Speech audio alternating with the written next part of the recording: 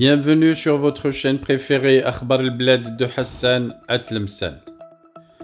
Depuis que la France a créé un État qu'elle a appelé Algérie et qu'elle a mis à la tête de cet État des caporaux des services secrets français, qu'elle a érigés en généraux, ces derniers ont commencé à emprisonner et à tuer l'élite de l'Algérie. Toute la classe intellectuelle algérienne a dû souffrir depuis l'indépendance, depuis 1962.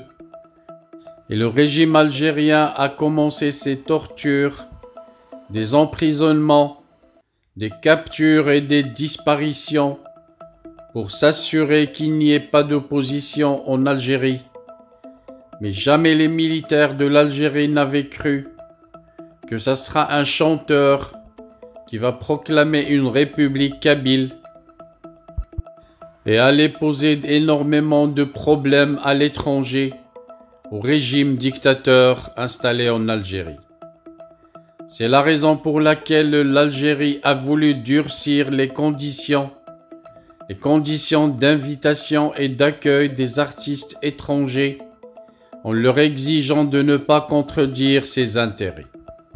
Apparemment, Chengriha et Tebboune ont voulu par cette décision s'assurer qu'il n'y aurait plus de Farhat Mhenni à l'avenir.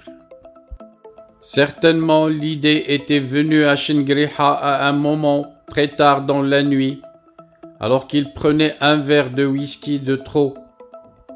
Certainement, il a appelé ses juristes pour leur poser la question et demander à décréter une loi qui tue le politicien dans chaque artiste, alors qu'il n'a pas réussi à tuer l'artiste qu'est Farhat Mhenni.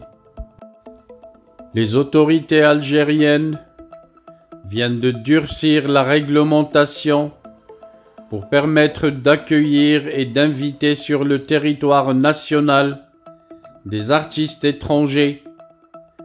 Le mois dernier, un nouveau décret signé par le Premier ministre Ayman Abdelrahman, le décret daté du 12 septembre 2022, fixe les nouvelles modalités relatives à l'invitation des artistes à des fins de présenter des spectacles culturels et artistiques destinés au public.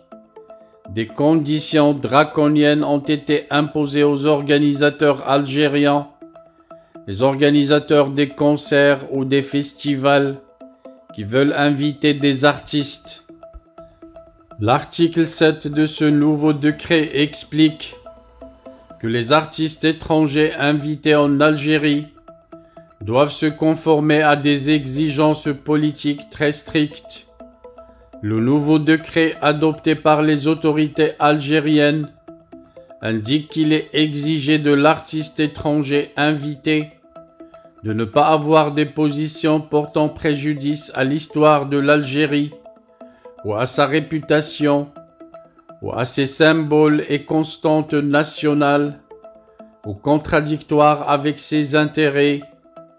La nature de ces intérêts n'a pas été précisée ni déterminée dans ce décret, mais cette consigne fait visiblement allusion à l'agenda politique et diplomatique de l'Algérie sur la scène régionale ou mondiale.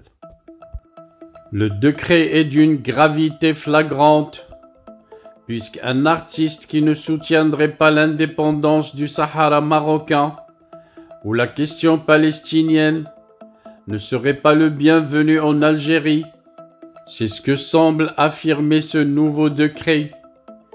Les artistes qui seraient très critiques à l'égard des régimes autoritaires et défenseurs de la démocratisation ou des droits de l'homme risquent également d'être exclus par les autorités algériennes qui leur refuseront l'accès au territoire national, étant donné que le régime algérien est peu enclin à accepter les appels à la démocratie.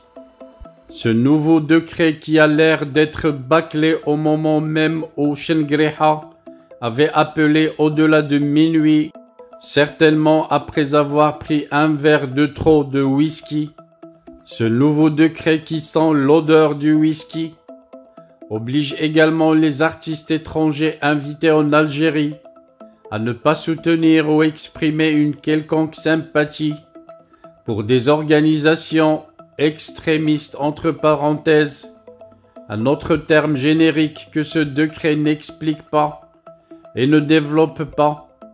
Il faut savoir que l'Algérie s'est dotée en 2020 d'une législation nationale qui lui permet de classer selon des critères qui lui sont propres les organisations à caractère extrémiste ou terroriste. Le même décret signé par le Premier ministre algérien contraint les artistes étrangers à ne pas présenter des œuvres contraires à l'ordre public et à la moralité publique et ne doivent pas être vêtus d'un caractère politique et ne doivent pas porter une forme d'extrémisme religieux ou racial. Contrairement à l'article 7, l'article 3 doit être sûrement écrit très tôt le matin, alors que le whisky ne jouait plus sur les neurones du cerveau de celui qui l'a écrit. L'article 3 explique enfin que certaines catégories d'artistes étrangers sont exclues du champ des nouvelles dispositions qui sont ordonnées par les autorités algériennes. Il explique qu'il s'agit des artistes étrangers invités par les centres culturels étrangers aux fins d'organiser des festivités dans leurs enceintes. Les artistes étrangers invités par des producteurs de droit algériens aux fins de participer à des coproductions cinématographiques. Les artistes étrangers invités par des producteurs étrangers aux fins de tournage cinématographique en Algérie et des artistes étrangers qui sont invités pour présenter des spectacles dans le cadre de la coopération et de l'échange culturel et artistique internationaux. Voilà donc que ça se voit que les caporaux des services secrets français, érigés en généraux et mis à la tête de l'État algérien depuis 1962, sont enragés d'avoir échoué de tuer ou de capturer Farhat Mhenni, au point de vouloir tuer toute graine de révolte dans chaque artiste qui met les pieds en Algérie, ou chaque artiste qui sortirait d'Algérie pour aller se libérer ailleurs, de la pure censure artistique envers les intellectuels algériens et étrangers, mais aussi de graves infractions contre les droits humains et les libertés publiques les plus élémentaires et les plus archaïques.